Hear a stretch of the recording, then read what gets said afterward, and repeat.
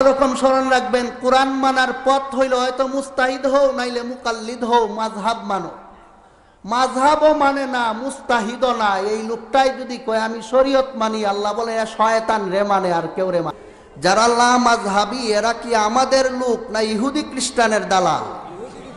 ইহুদি খ্রিস্টানের দালাল, এর মধ্যে বিন্দু পরিমাণ কোনো সন্দেহ নাই। এজন্যই ইহুদি খ্রিস্টানদের বিরুদ্ধে যদি কোনো মুসলমান লড়াই করে, মুসলমানের বিরুদ্ধে এরা কথা বলে, ইহুদি খ্রিস্টানের বিরুদ্ধে এরা কোনো আওয়াজ তোলে না। এর বাস্তব প্রমাণ কিছুদিন আগে এখনো চলমান যুদ্ধ, ফিলিস্তিনের যুদ্ধে যখন ইহুদিরা মুসলমানের উপর নির্বিচারে হামলা চালাইল, সন্ত্রাসী কায়দায় মুসলমানকে হত্যা করতে থাকলো, আজ পর্যন্ত প্রায় লক্ষাধিক মানুষকে শহীদ করে ফেলল। ওই সময়ে লা মাযহাবীরা মুসলমানের পক্ষ না নিয়ে ইহুদিদের পক্ষ নিয়েছে, প্রমাণ করে দিয়েছে আমরা যদিও সুরতে মুসলমানের সাথে আছি, বাস্তবে আমাদের অন্তরাত্মা ইহুদিদের সাথে। এরা যে ইহুদি খ্রিস্টানের দালাল, এর মধ্যে বিন্দু পরিমাণ সন্দেহ নাই। বিশ্বাস না করলে মরে দেখেন, কবরে যান, হাসরের মাঠে উঠেন, দেখা যাবে সেদিন কে ইহুদিদের সাথে আর কে প্রকৃত মুসলমানের সাথে। আজ পর্যন্ত কাদিয়ানি সম্প্রদায় যারা আছে, যারা আল্লাহর রসুলের নবুয়ত নিয়ে ছিনিমিনি খেলে, খতমে নবুয়তের আমানত নিয়ে যে সমস্ত বেঈমানরা টানাটানি করে, এদের বিরুদ্ধে হক্কানি উলামায়ে কেরাম কত আন্দোলন করেন, কোন লা মাযহাবীরে মাঠে ময়দানে পাওয়া যায়? কেন? এরাও জানে আমরা কাদিয়ানির আতল ভাই, আমরা এক পরিবারের লোক, আমরা তাদের বিরুদ্ধে নামা আমাদের জন্য ঠিক হবে না। মুহতারাম হাজরিন, এবার শুনুন, যেহেতু এই পরিস্থিতি আমাদের দেশে শুরু হয়ে গেছে, তাই মাযহাব কি, কেন, এই বিষয়টি আমাদের সামনে স্পষ্ট করা আপনাদের সামনে আমার দায়িত্ব, যেহেতু আমি চেষ্টা করব, আল্লাহ যেন তৌফিক দান করেন। মাযহাব শব্দটা আরবি, অর্থ হইল চলার পথ, রাস্তা। পরিভাষায় মাযহাব বলা হয় যে পথে চললে সোজা জান্নাত পর্যন্ত পৌঁছা যায়, সেই রাস্তাটার নাম হইল মাযহাব। যে পথে চললে কোরআনের উপর আমল করা যায়, যে পথে চললে হাদিসের উপর আমল করা যায়, যে পথে চললে সাহাবায়ে কেরামকে আদর্শ মানা যায়, যে পথে চললে তাবেঈনদেরকে আদর্শ মানা যায়, যে পথে চললে পরিপূর্ণ ইসলাম মানা যায়, সেই পথটাকে আরবিতে মাযহাব বলা হয়। কাজেই মাযহাবী, মাযহাব অর্থ যেহেতু চলার পথ, শরীয়ত মতো চলার পথ, মাযহাবী অর্থ হইল যারা শরীয়তের উপর চলার পথ পায়, চলে। এর উল্টা হইল লা মাযহাবী, অর্থাৎ যাদের শরীয়তের উপর চলার কোনো পথ নাই। যারা শরীয়ত মতো চলে এরা যাবে জান্নাতে, যারা শরীয়ত মতো চলতে পারে না এরা যাবে জাহান্নামে। সুতরাং মাযহাবী এর অর্থ হইল জান্নাতি, লা মাযহাবী মানে জাহান্নামী। আর কেন এই মাযহাব মানতে হবে, কেন? এই কেনর উত্তর কয়েকভাবে দেওয়া যায়। এর একটা সহজ উত্তর হইল, মাযহাব মানার জন্য আল্লাহ পাক রব্বুল আলামিন পবিত্র কোরআনে বলেছেন। এজন্য আল্লাহর কোরআন মানতে হইলে মাযহাব মানতে হবে, মাযহাব মানলেই কোরআন মানা হবে, বিদায় মাযহাব মানতে হবে। আবার বলছি, মাযহাব কেন, কেন মানে মাযহাব মানতে হবে কেন? কেন এর একটা উত্তর হইল, কোরআনে আল্লাহ মাযহাব মানার জন্য নির্দেশ দিয়েছেন, এই জন্য মাযহাব মানতে হবে। রইল কোরআনের কোন আয়াতে আল্লাহ রব্বুল আলামিন মাযহাব মানার জন্য নির্দেশ দিয়েছেন? আমার যে সূরা নিসার 59 নম্বর আয়াত আমার জন্য নির্ধারণ করে দেওয়া হয়েছে, সেই আয়াতে আল্লাহ পাক রব্বুল আলামিন মাযহাব মানার জন্য স্পষ্ট নির্দেশ দিয়েছে। আল্লাহ বলেন, ইয়া আইয়ুহাল্লাযীনা আমানু আতিউল্লাহ ওয়া আতিউর রাসূল ওয়া উলিল আমরি মিনকুম فإن تنازعتم في شيء فردوه إلى الله والرسول। হে মুমিন মুসলমানেরা, আতিউল্লাহ, তোমরা আল্লাহর বিধান মানো, কোরআন মানো, ওয়ার রাসূলা, রাসূলের সুন্নাত মতো জীবন যাপন করো, ওয়া উলিল আমরি মিনকুম, এবং কোরআন এবং হাদিসের পরে উম্মতের যে সমস্ত হক্কানি উলামায়ে কেরাম আছেন, এরা যদি ঐক্যবদ্ধ কোনো সিদ্ধান্ত দেন তোমরা সেটা মানো। আর যদি ঐক্যবদ্ধ সিদ্ধান্তে উলামায়ে কেরাম না বুঝতে পারেন, কোরআন হাদিসের আলোকে তারা যে যে রাস্তা তোমাদেরকে বাতায় দেন সেটার অনুসরণ করো, সেটা মানো। কোরআন মানো আতিউল্লাহ, হাদিস সুন্নত মানো আতিউর রাসূল, উম্মতের ইজমা মানো ওয়া উলিল আমরি মিনকুম। আর যদি ইজমা না হয় তাইলে মুস্তাহিদিনে কেরামের এক একজনে যে সিদ্ধান্ত দেন সেটা মানো, এটার নাম ওই মাযহাব মানা। বিষয়টা যদি না বুঝেন তার একটু ভাঙ্গে বললে বুঝবেন। ইসলামের বিধিবিধান মোট 3 প্রকার। এক প্রকার বিধান আছে একবারে স্পষ্ট, যে আরবি ভাষা বুঝে সেই কিতাব কোরআন থেকে বিষয়টা বুঝে নিতে পারে। যেমন শিরিক করা নিষিদ্ধ, যেমন জিনা করা নিষিদ্ধ। ইসলামের এই বিধান অস্পষ্ট না স্পষ্ট? স্পষ্ট। এইখানে আপনার কোনো মাযহাব মানতে হয় না। বলে জিনা করবো কি না এটা একটু ইমাম আবু হানিফার মাযহাব দেখি, শাফি সাহেবের মাযহাব দেখি, বলতে হবে না। এখানে মাযহাবের প্রয়োজন নাই, স্পষ্ট বোঝা যায় এগুলো নিষিদ্ধ।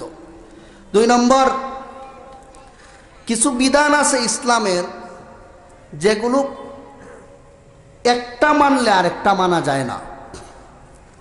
যেমন হাদিস শরীফে আছে, হযরত রাসূল করিম সাল্লাল্লাহু আলাইহি ওয়াসাল্লাম বলেন, মান কানা লাহু ইমামুন ফাকিরাতুল ইমামি লাহু কিরাআতু।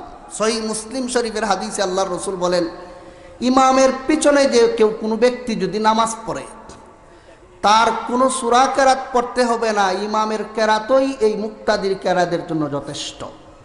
এটা সহিহ মুসলিম শরীফে আছে। আবার বুখারী শরীফের হাদিসে আছে, আল্লাহর রাসূল বলেন, লা সালাতা ইল্লা বিফাতিহাতিল কিতাব। সূরা ফাতিহা পড়তেই হবে, এটা ছাড়া নামাজ হবে না। এই হাদিস থেকে বোঝা যায় ইমাম সাহেবের পিছনেও পড়তে হবে। আর এই হাদিস থেকে বোঝা যায় পড়া লাগবে না। এই হাদিসের উপরে আমল করলে পড়া লাগে, সেই হাদিসের উপরে আমল করলে পড়া লাগে না, পড়া যায় না। 2 হাদিস কি একরকম হইল না উল্টা উল্টি? একটার উল্টা আর এক হাদিস। একটার মধ্যে পড়ার কথা আছে আর একটার মধ্যে না পড়ার কথা আছে, না পড়লেও চলবে। এই যে পরস্পর বিরোধী বিধান ইসলামে দেওয়া হইল, এই বিধানের ক্ষেত্রে কোনো ব্যক্তি নিজে নিজে সমাধান করতে পারবে না। অবশ্যই তাকে হয়তো রাসূলুল্লাহর নির্দেশ মতো সমাধান করতে হবে, নয়তো রাসূলুল্লাহর আমল যারা দেখেছেন সাহাবায়ে কেরাম তাদের পরামর্শ মতো সমস্যার সমাধান করতে হবে। অন্ততপক্ষে শেষ পর্যন্ত মুস্তাহিদ ইমামের শরণাপন্ন হইয়া সেটার সমাধান করতে হবে। নিজে নিজে করতে পারবো যদি লোকটা মুস্তাহিদ হইয়া যায়। মুস্তাহিদ কেমনে হয়, সময় থাকলে একটু পরে আপনাদেরকে বলা হবে ইনশাআল্লাহ। এই ক্ষেত্রে কিভাবে হাদিসের উপর আমল করবে, তখন একজন মানুষের জন্য উচিত হাদিস শাস্ত্রের পণ্ডিত, ইসলামের বিধিবিধানের পণ্ডিত যে মুস্তাহিদ ইমামরা আছেন ওনাদের পরামর্শ মতো আমল করা। ইমাম আবু হানিফা রহমতুল্লাহি আলাইহি এই বিরোধী হাদিসের সমস্যার সমাধান দিয়েছেন। আল্লাহর রাসূল যে বলেছেন সূরা ফাতিহা না পড়লে নামাজ হবে না, এর অর্থ হইল যদি লোকটা ইমাম হয় তাইলে তার সূরা ফাতিহা ছাড়া নামাজ হবে না, পড়তেই হবে। যদি ফরজ নামাজ পড়ে প্রথম 2 রাকাতে তার সূরা ফাতিহা পড়তেই হবে। লোকটা যদি একা একা নামাজ পড়ে তাইলেও তার সূরা ফাতিহা পড়তে হবে। এই হাদিসটা ইমামের ব্যাপারে, এই হাদিসটা একা নামাজ পড়নেওয়ালা ব্যক্তির ব্যাপারে। আর সহিহ মুসলিম শরীফে যে আল্লাহর রাসূল বলেছেন ইমামের কেরাতই মুক্তাদির কেরাত, এটা হইল জমাতে মুক্তাদি হইয়া যে লোকটা নামাজ পড়ে তার ব্যাপারে। কাজেই 2 হাদিস 2 জায়গায় আমলযোগ্য। পরস্পর বিরোধী ছিল, কিন্তু এখন জায়গা ঠিক হওয়ার পরে কি বিরোধী লইল না সমাধান হইল? এই যে সমাধানটা আমরা জানতে পারলাম, একজন ইমাম এর কথা শোনার কারণে জানতে পারলাম। এই ইমামের কথা শোনা মানাটাকেই মাযহাব মানা বলা হয়। এখন যদি কেউ মাযহাব না মানে, তাইলে দুটা হাদিসের উপর তার আমল করার কোনো পথ নাই। এজন্যই মাযহাবী মানেই হইল যার হাদিস কোরআন মতো চলার পথ আছে, লা মাযহাবী মানি যার কোরআন হাদিস মতো চলার কোনো পথ নাই। মুহতারাম হাজিরিন, ইসলামের বিধিবিধান 3 ভাগে বিভক্ত। এক প্রকার একবারে স্পষ্ট, এগুলো কোনো মাযহাব নিয়ে বুঝতে হয় না, এমনিই বোঝা যায়।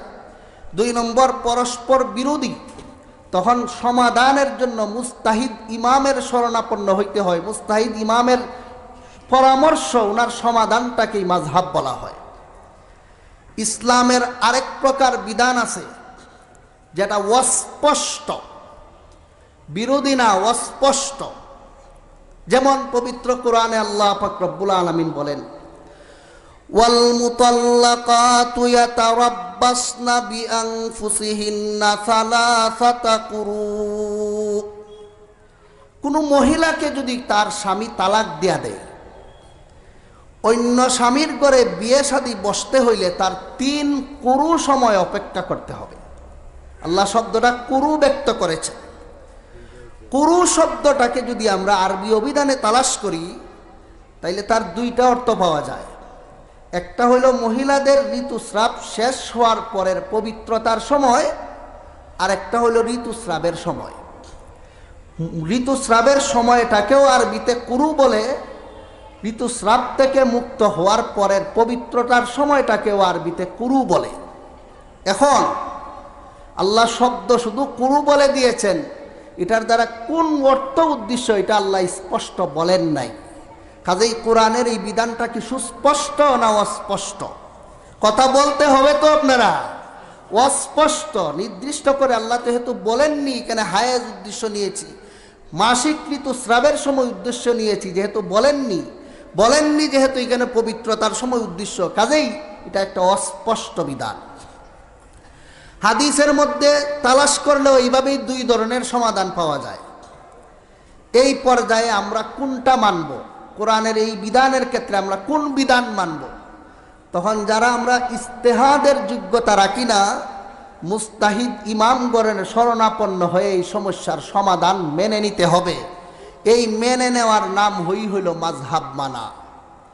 হযরত ইমাম শাফিঈ রহমতুল্লাহি আলাইহি এই শব্দের অর্থ নিয়েছেন 3 পবিত্রতাকালীন সময় অপেক্ষা করো, এরপরে আরেক স্বামীর কাছে গিয়ে বিয়ে বসো। আর ইমাম আবু হানিফা রহমতুল্লাহি আলাইহি এই শব্দের অর্থ নিয়েছেন 3 মাসিকের সময়, অপবিত্রতার সময় অপেক্ষা করো, এরপরে আরেকজনের কাছে গিয়ে বিয়ে বসো।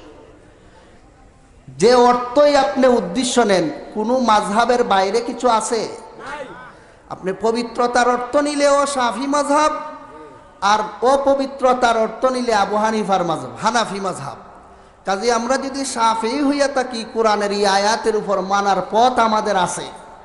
আমরা যদি হানাফি হইয়া থাকি, আমাদের কোরআন মানার পথ আছে। আর যদি আমরা শাফিও হই না, হানাফি হই না, মাযহাবই মানি না, আমাদের কোরআন মানার কোনো পথ নাই। এই জন্য মাযহাবী মানেই হইল যার কোরআন মানার পথ আছে, লা মাযহাবী মানেই হইল যাদের কোরআন মতো চলার কোনো পথ নাই। কাজেই আপনারা কি কোরআনের পথে চলতে যান না বিপথে? যদি পথে চলতে চান, মাযহাব মানতেই হবে। মাযহাব মানা ছাড়া কোরআনের পথে চলা সম্ভব হবে না। মুহতারাম হাজিরিন, পবিত্র কোরআনে যে আল্লাহ রব্বুল আলামিন বললেন উম্মতের ঐক্যবদ্ধ সিদ্ধান্ত মানো, নাইলে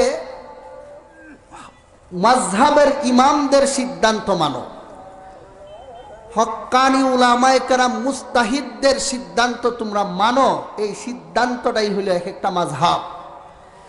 এই যে আমরা কোরআনের 2 প্রকার বিধান পেলাম, পরস্পর বিরোধী আর অস্পষ্ট, এই 2 প্রকারের বিধান কোনোদিন মাযহাব ছাড়া মানুষ মানতেই পারবে না। কাজে আমার বিষয় যে দেওয়া হয়েছে মাযহাব কেন মানি, মাযহাব মানব কেন, এর একটা সহজ উত্তর হইল মাযহাব মানা ছাড়া যেহেতু কোরআন হাদিস মানা যাবে না, এই জন্য আমাদেরকে মাযহাব মানতেই হবে। আর আল্লাহ রব্বুল আলামিন সূরা নিসার 59 নম্বর আয়াতে মাযহাব মানা নির্দেশ দিয়েছেন, এজন্য আমাদেরকে মাযহাব মানতেই হবে। মাযহাব না মানলে সূরা নিসায়ের 59 নম্বর আয়াত মানা হবে না। আপনারা বলতে পারেন এখানে যে মাযহাব কথাটা বললাম একটু ঘুরাইয়ে পেছাইয়া, আমার কথা হয়তো ঘুরানো পেছানো হইতে পারে আপনাদেরকে বোঝানোর জন্য, কিন্তু এখানে মুস্তাহিদ ইমামগণের মাযহাব মানতে হবে। এখানে উলুল আমর দ্বারা মুস্তাহিদ ইমাম যে উদ্দেশ্য, এটা আমার কথা নয়। তাফসিরে ইবনে জারিরের মধ্যে সহিহ সনদে উল্লেখ আছে, রসুলের আপন চাচাতো ভাই সাহাবায়ে কেরামের মধ্যে সবচেয়ে বড় মুফাসসির হিসাবে যিনি গ্রহণযোগ্য, সেই হযরত আব্দুল্লাহ ইবনে আব্বাস রাদিয়াল্লাহু তাআলা আনহু এই আয়াতের তফসিরে বলেছেন, তফসির ইবনে জারিরের 5ম খণ্ডের 88 নম্বর পৃষ্ঠায় আছে, এবং তফসিরে দুররে মানসুরের 1ম খণ্ডের 16 নম্বর পৃষ্ঠায় আছে, 2য় খণ্ডের 16 নম্বর পৃষ্ঠায় স্পষ্ট আছে, সহিহ সনদে বর্ণিত। হযরত আব্দুল্লাহ ইবনে আব্বাস বলেছেন, কোরআনের এই আয়াতে আল্লাহ যে উলুল আমরদেরকে মানার নির্দেশ দিয়েছেন, এর মানে হইল মুস্তাহিদ ইমামগণের মাযহাব মানার নির্দেশ দিয়েছে। কাজেই মাযহাব মানব কেন? আল্লাহর নির্দেশ মানার জন্য। কোরআনে আল্লাহ নিজেই নির্দেশ করেছেন মাযহাব মানার জন্য। এটা হলো একটা আয়াত। কোরআনের আরো বিভিন্ন আয়াতে আল্লাহ রব্বুল আলামিন মাযহাব মানার নির্দেশ দিয়েছেন। মাযহাব মানব কেন? এই কেন এর আরেকটা উত্তর হইল, কোরআনের বিভিন্ন আয়াতে, এক আয়াত তো গেল, আর এক আয়াতে আল্লাহ রব্বুল আলামিন মাযহাব মানার জন্য নির্দেশ দিয়েছেন। আল্লাহ রব্বুল আলামিন বলেন, ফাসআলু আহলাদ যিকরি ইন কুনতুম লা তা'লামুন। সূরা আম্বিয়া এর 7 নম্বর এবং সূরা নহলের 43 নম্বর আয়াতে আল্লাহ পাক রব্বুল আলামিন বলেন, হে দুনিয়ার ওই সমস্ত মানুষেরা, তোমরা যদি ইসলামের বিধিবিধান যারা জানো না, তোমাদেরকে আমি আল্লাহ বলছি যে যারা যারা জানে বিধান, সেই সমস্ত জাননেওয়ালা হক্কানি মুস্তাহিদ উলামায়ে কেরামকে জিজ্ঞাসা করে তোমাদের জীবন যাপন করো। হক্কানি উলামায়ে কেরাম, মুস্তাহিদ উলামায়ে কেরাম যারা জানেন, তাদেরকে জিজ্ঞাসা করে জীবন যাপন করার জন্য নির্দেশ কি আমার বানানো না আল্লাহর দেওয়া? আল্লাহর দেওয়া। এই নির্দেশ মানা হয় মাযহাব মানলে। ওই হক্কানি উলামায়ে কেরামের মধ্যে ইমাম শাফিঈ একজন হক্কানি আলেম ছিলেন, ইমাম মালিক একজন হক্কানি আলেম ছিলেন, ইমাম আহমদ ইবনে হাম্বল একজন হক্কানি আলেম ছিলেন, ইমাম আবু হানিফা একজন হক্কানি আলেম ছিলেন। এই হক্কানি উলামায়ে কেরামের পরামর্শ মতো, এদের নির্দেশ মতো, এদের বাতানো পথ মতো চলার জন্য আল্লাহ কোরআনে নির্দেশ দিয়ে দিয়েছেন। এখানে আরো অনেক প্রশ্ন জাগে যে হক্কানি আলেম কি শুধু ইমাম আবু হানিফা? ওই হক্কানি আলেম কি শুধু এরা? ওই শুধু আরো অনেক ছিলেন, কিন্তু শুধু তাদের মাযহাব কেন আমাদেরকে মানতে হবে? এরও আরো অনেকগুলি কারণ আছে। ভাইয়েরা আমার, সময় থাকলে সব ক্লিয়ার হবে। কোরআনের সূরা নহলের 43 নম্বর আয়াতে এবং সূরা আম্বিয়ার 7 নম্বর আয়াতে আল্লাহ রব্বুল আলামিন হক্কানি উলামায়ে কেরাম মুস্তাহিদ ইমামগণের নির্দেশ মতো জীবন যাপন করার নির্দেশ দিয়েছেন। যদি নির্দেশ না মানা হয় তে কোরআন অমান্য হবে, আর তাদের নির্দেশ মানা মানি হইল তাদের মাযহাব মানা। কাজেই মাযহাব মানতে হবে কেন? সূরা আম্বিয়ার 7 নম্বর আয়াত মানার জন্য। যদি না মানা হয় তাইলে সূরা আম্বিয়ার 7 নম্বর আয়াত মানা হবে না। ভাইরা আমার, শুধু তাই না, কোরআনের বিভিন্ন আয়াতের মধ্যে আমি যদি শুধু কোরআনের আলোকেই মাযহাব প্রমাণ করতে থাকি, বেশ সময় চলে যাবে, আর হাদিস রয়ে গেছে, যুক্তির আকারে অনেক কিছু রয়ে গেছে। সূরা লুকমানের আরেক আয়াতে আল্লাহ পাক রব্বুল আলামিন বলেন, ওয়াত্তাবি সাবিলা মান আনাবা ইলাই। যে সমস্ত হক্কানি উলামায়ে কেরামরা কোরআন হাদিসের আলোকে আমি আল্লাহর নির্দেশ মতো তোমাদেরকে বিধান বাতলাইয়া দেন, আমার দিকে ফিরে এসে আমার কোরআন, আমার নবীর হাদিস যাচাই করে সঠিক সমাধান তোমাদেরকে জানাইয়া দেন, আমি আল্লাহ বলতেছি তুমি তার অনুসরণ করো। এই যে তার অনুসরণ করা, এটাও তার মাযহাব মানা। কাজেই মাযহাব মানা কি মন গড়া জিনিস না কোরআনের নির্দেশ? কোরআনের নির্দেশ। এটা সূরা লুকমানের 15 নম্বর আয়াত গেল। আমি আপনাদের সামনে যে সূরা পড়েছি, সেই সূরা নিসার এক আয়াতে আল্লাহ পাক রব্বুল আলামিন মাযহাব মানার বিষয়টা আরো স্পষ্ট করে বলে দিয়েছেন। এই আয়াতের মধ্যে আরো মজার কথা আল্লাহ রব্বুল আলামিন বলেছেন, একটু মনোযোগ দিয়ে শুনলে আপনারা বুঝবেন। আল্লাহ তাআলা বলেন, وَإِذَا جَاءَهُمْ أَمْرٌ مِّنَ الْأَمْنِ أَوِ الْخَوْفِ أَذَاعُوا بِهِ وَلَوْ رَدُّوهُ إِلَى الرَّسُولِ وَإِلَى أُولِي الْأَمْرِ مِنْهُمْ لَعَلِمَهُ الَّذِينَ يَسْتَنبِطُونَهُ مِنْهُمْ وَلَوْلَا فَضْلُ اللَّهِ عَلَيْكُمْ وَرَحْمَتُهُ لَاتَّبَعْتُمُ الشَّيْطَانَ إِلَّا قَلِيلًا। সূরা নিসায়ের ৮৩ নম্বর আয়াতে আল্লাহ রাব্বুল আলামিন বলেন, মুমিন মুসলমানের কাছে যদি কোনো সমস্যা আইসা পড়ে, কি করতাম কি না এখানে আল্লাহর বিধান সে জানে না, তাইলে তার কাছে যদি রসুল থাকেন, রসুলুল্লাহর কাছে গিয়ে তার সমস্যার সমাধান জিজ্ঞেস করবে। যদি তার কাছে রসুলুল্লাহ না থাকেন, তাইলে রসুলুল্লাহর দিন যে সমস্ত হক্কানি উলামায়ে কেরাম বুঝেছেন, মুস্তাহিদ উলামায়ে কেরাম যাদেরকে উলুল আমর বলা হয়ে থাকে, আল্লাহ বলেন তাদের কাছে গিয়া পেশ করবে। এরা যে সমাধান দিবেন, এই সমাধান অনুযায়ী যদি তারা আমল করতে পারে, তাইলে আমি আল্লাহ রব্বুল আলামিন বলতেছি এরা আমার নির্দেশ মতো আমল করলো, এরা শয়তানের পূজারী হইল না। আল্লাহর এই নির্দেশ নিজের রসুলুল্লাহর জমানাত রসুলের কাছে নিয়ে পেশ করবে। যদি না পারে, রসুলরে না পায়, তাইলে মুস্তাহিদিনের কাছে পেশ করবে। মুস্তাহিদিন যে সমস্যার যে সমাধান দিবেন সেটা মেনে নিবে। এই মুস্তাহিদিনের সমস্যার সমাধানটাকেই মাযহাব বলা হয়। কাজেই মাযহাব মানতে হবে। এটাকে আমাদের বানানো কথা না, কোরআনের নির্দেশ।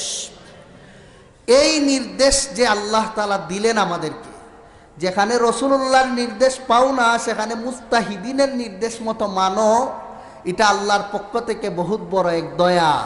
আল্লাহ বলেন, ওয়ালাউলা ফাদলুল্লাহি আলাইকুম ওয়া রাহমাতুহু, এই যে তোমাদেরকে মুস্তাহিদ ইমামগণকে মানার, মাযহাব মানার বিধান আমি আল্লাহ দিয়া দিলাম, এটা আমি আল্লাহর পক্ষ থেকে একটা দয়া তোমাদের উপর। যদি এই পথ না হইতো, তাইলে ইসলামের বিধান মানার একটা সুরতই থাকতো, মুস্তাহিদ হইয়া ইসলামের বিধান মানো, নাইলে মানার কোনো সুরত নাই।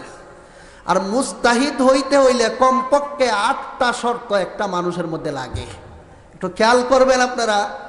প্রথম নম্বর শর্ত হইল লোকটার কোরআনের যত বিধিবিধানের আয়াত আছে সবগুলো তফসির, ব্যাখ্যা, বিশ্লেষণ সহ মুখস্থ থাকতে হবে।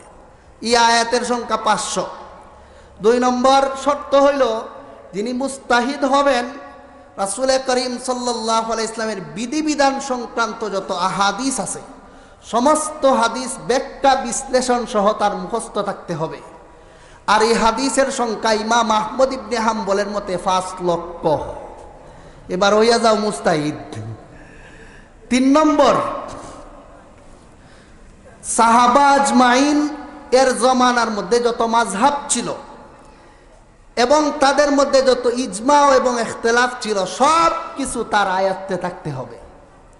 ৪ নম্বর, এই লোকের মাসআলা মাসাইল কোরআন হাদিস থেকে বের করার কিছু নিয়ম পদ্ধতি আছে, যেগুলো তার উস্তাদ থেকে, যে উস্তাদে সাহাবায়ে কেরাম থেকে বা রসুল থেকে শিখছেন, এইরকম সনদ সহকারে তার উস্তাদ থেকে ট্রেনিং প্রাপ্ত হতে হবে। ৫ নম্বর, কোরআনের বিধিবিধান সংক্রান্ত আয়াতের সাথে উলুমুল কোরআন একটা জ্ঞান আছে, যে জ্ঞানটার মানে হইল কোরআনের কোন আয়াত রহিত হয়ে গেছে, কোন আয়াত এখনো আছে, কোন আয়াত কোন পরিপ্রেক্ষিতে নাজিল হয়েছে, কোন আয়াতটি ব্যাপক অর্থবোধক, কোন আয়াতটি বিশেষ অর্থবোধক, এই সমস্ত বিশ্লেষণ সহকারে তার কোরআনের জ্ঞান থাকতে হবে। ৬ নম্বর, উলুমুল হাদিস একটা শাস্ত্র আছে, অর্থাৎ হাদিসের ব্যাখ্যার পাশাপাশি হাদিসটা আপনার রাউই পর্যন্ত বা যিনি মুস্তাহিদ হবেন উনি পর্যন্ত পৌঁছতে যত লোক মাঝখানে আছে তাদের জন্ম, মৃত্যু, এদের কি অবস্থা, লোকটার হাদিস গ্রহণ করা যাবে কিনা, গেলে কোন পর্যায়ে যাবে, এর যাবতীয় বিশ্লেষণ তার জানা থাকতে হবে। 6 নম্বর 7 নম্বর আরবি ভাষার পাণ্ডিত্য তার ভিতরে থাকতে হবে। খালি নাহু সরফ না, শুধু বালাগত না, আরবি লুগাত ভাষার পুরা পণ্ডিত হতে হবে। 7 নম্বর খুদা প্রদত্ত, 8 নম্বর খুদা প্রদত্ত যোগ্যতা তার থাকতে হবে। পরহেজগার হতে হবে। তার তাকওয়ার সার্টিফিকেট তার জমানার উলামায়ে কেরাম তাকে দিতে হবে। এই সমস্ত শর্ত যদি একটা মানুষের মধ্যে পাওয়া যায়, কেবল এই লোকটা ওই কোরআন হাদিস থেকে মাসআলা মাসাইল বের করে উম্মতকে সমাধান দিতে পারে, মুস্তাহিদ হইতে পারে। আর যদি না পারে, তাইলে আরেকজন মুস্তাহিদকে মানা ছাড়া কোরআন হাদিস মানার কোনো পথ তার নাই। তাই আমি আপনাদেরকে জিজ্ঞাসা করি, এতগুলি শর্ত সাপেক্ষে একজন মানুষ মুস্তাহিদ হওয়া কি আমাদের এই দেশে সম্ভব? সম্ভব যদি আল্লাহ দেন, কিন্তু এটা হয় না। বাবা সারা সন্তান দেওয়া আল্লাহর পক্ষে সম্ভব, কিন্তু হয়? ঈসা আলাইহিস ইসলামের পরে এই পর্যন্ত কেউ করে হয়নি, হয় না। ঠিক তেমনি ভাবে এই 8 শর্ত সাপেক্ষে একজন মুস্তাহিদ এখনের যুগে হয় না। যদি হয় না, তাহলে কোরআন হাদিস মানতে হইলে যিনি মুস্তাহিদ হয়েছিলেন উনার কথা মতোই চলতে হবে, এছাড়া কোরআন হাদিস মানার কোনো পথ নাই। এই জন্য এই আল্লাহ রব্বুল আলামিন বলেন, আমি যে তোমাদেরকে বলে দিলাম মাযহাব মানো, এটা তোমাদের উপর বড় দয়া করলাম, নাইলে মুস্তাহিদ হইতে হইতে কোরআন হাদিস মানতে হইলে।